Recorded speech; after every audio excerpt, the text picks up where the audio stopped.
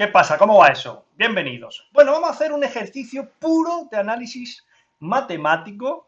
El nivel, pues, es más o menos de quizá un primer curso universitario o un segundo de bachillerato un poco avanzado. No es tan complicado, pero es puramente, en este sentido, de análisis matemático, porque no es tanto el resolver un problema o el hacer un calculaje, sino el pensar qué propiedades tenemos que aplicar para poder encontrar lo que nos están pidiendo.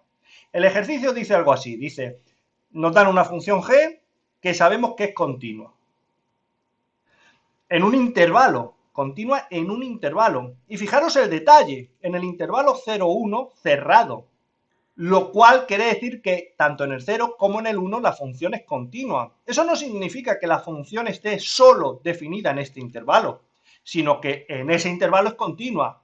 Obviamente, si la función solo estuviera definida en el intervalo 0,1 y a la izquierda del 0 no existiera la función en el 0 no puede ser continua, porque la condición de continuidad exige que exista el límite en el 0, es decir, que tiene que haber un límite por la izquierda y un límite por la derecha. Entonces, cuidado con los detalles. La función es continua en el intervalo cerrado 0,1. Además, sabemos que para el intervalo 0,1, el 0 ahora no está y el 1 sí, la función es el cociente entre una función f y x, y nos dan f, como una función valor absoluto. Y ahora nos dicen que determinemos el valor de g en el punto 0. Claro, sustituir g de 0 es g de 0 igual f de 0 partido 0, pero claro, eso no está definido. Pero claro, no está definido porque estamos en el intervalo 0 abierto, 1 cerrado. Es decir, que g de 0 yo no lo puedo sustituir aquí, yo no lo puedo sustituir en esta función porque no es la definición de g para el punto 0. Es la definición de g para el intervalo 0 abierto, 1 cerrado. Entonces, ¿qué es lo que pasa aquí o qué podemos aplicar para resolver esta trampa que nos están poniendo? Pues podemos ir lo primero paso a paso. Está claro que este g, esta expresión de g, está muy cerca de la expresión que tenga que tener g en el punto 0, porque nos podemos aproximar al 0 por la derecha, como un límite. Y además, la función es continua en el 0, por lo tanto, algo tiene que haber por ahí. Entonces, ¿qué vamos a hacer? Pues lo que vamos a hacer primero es ver f, qué expresión tiene en este intervalo, en el intervalo 0,1, donde sí podemos definir g. Y para eso lo que hacemos es f, pues estudiarla como una función definida a trozos, que esto es un valor absoluto. Pues nada, x cubo menos x vale 0, pues tiene que ser x0, x1 o x menos 1, ¿no? Aquí obviamente sacando factor común la x ya tenemos las tres raíces. Entonces, en el 0, en el 1 y en el menos 1 la función se anula. Vamos a ver qué signo tiene en cada uno de los intervalos. Pues si yo cojo el 100, esta función es positiva, y si cojo el menos 100, la función es negativa porque el cubo mantiene el signo. Ahora, el 0,5, pues 0,5 al cubo es más pequeño que 0,5, por lo tanto gana el negativo. Y aquí con menos 0,5, menos por menos más, el 0,5 se queda más grande que menos 0,5 al cubo, por lo tanto positivo. Si esta reflexión no la podéis hacer de cabeza, pues sustituís un punto de cada intervalo en la calculadora y os quedáis con el signo que os dé. Esto lo que significa es que la función definida a trozos en el intervalo donde la función está en la región positiva mantiene la expresión. Y en el intervalo donde está la región negativa cambia el signo de la expresión. Por lo tanto, esta f va a ser, me lo voy a mover un poco,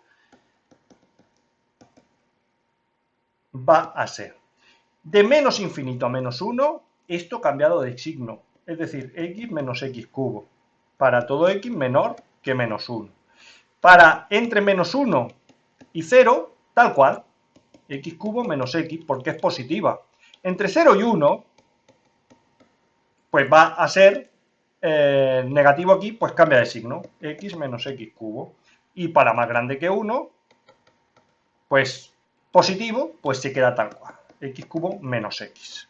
A mí esta f me interesa en el intervalo 0, 1. Por lo tanto, me voy a quedar con esta expresión.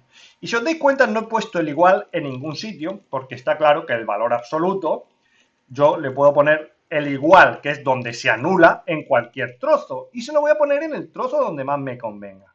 Como aquí la definición de la g me la están diciendo para 0 estrictamente más pequeño que x y x estrictamente menor o igual que 1, pues yo voy a utilizar estas dos desigualdades en el intervalo que me interesa para poder utilizar la expresión. Por lo tanto, aquí el 1 me lo dejo mayor, aquí me pongo el igual, y aquí, como ya estos trozos me dan muy igual y solo me interesa este, pues apaño los signos como corresponda porque no me interesa y no me influyen en el resultado. Definiendo este trozo así, yo voy a poder decir que g de x es f de x, esto de aquí, partido x. Esto de aquí, en el intervalo que me están diciendo, con x en 0, 1. Por lo tanto, en este trozo, g de x es 1 menos x cuadrado. ¿Pero qué está pasando? ¿Qué está pasando? Que a mí me están diciendo que g es continua en el intervalo cerrado 0, 1. Esta función es continua en 0, 1. Es decir, en particular es continua en el 0. ¿Eso qué significa? Que el límite cuando x tiende a 0 de g de x coincide con g de 0. Por lo tanto, yo tengo que calcular el límite cuando x tiende a 0 de g de x. ¿Cuál es el problema? El problema es que g de x yo solo la tengo definida a la derecha, pero no pasa nada, porque yo sé que es continua, sé que este límite existe. Como el límite existe, el límite cuando x tiende a 0 de g de x existe, lo sé que existe porque es continua, entonces los límites laterales tienen que ser iguales, existir y ser iguales. Por lo tanto, este es el límite que puedo calcularle a esta función que tengo definida en este intervalo de aquí. Por lo tanto, acabo de demostrar, o acabo de pensar, o acabo de deducir que g de 0 coincide con el límite cuando x tiende a 0 por la derecha de g de x, por ser la función continua. Por lo tanto, este límite sí lo puedo calcular.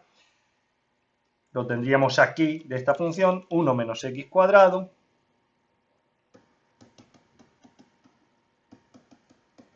por lo tanto, g de 0 vale 1. Y eso es lo que nos pedía el ejercicio que encontráramos, que razonáramos. Por mi parte, está. Cualquier cosa que queráis aportar, ya sea un error en mi razonamiento, un método alternativo de resolución o cualquier duda que tengáis, pues sois bienvenido a los comentarios. Y ya está. Gracias por atender y nos vemos a la próxima. Si te ha gustado el vídeo, suscríbete y cuéntaselo a tus amigos. ¡Adiós!